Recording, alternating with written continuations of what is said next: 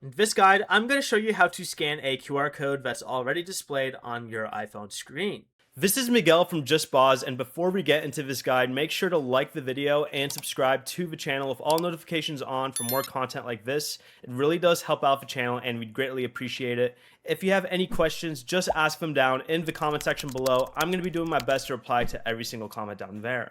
First, open the QR code and take a screenshot by pressing the side button and volume up button at the same time, and then open the screenshot in your Photos app and tap the live text icon near the bottom right corner. Tap or press and hold the QR code, then choose the Open in Safari or Chrome that pops up here, copy link or another available action. If your iPhone doesn't recognize the code, save the screenshot to Photos and open a trusted QR code decoder website.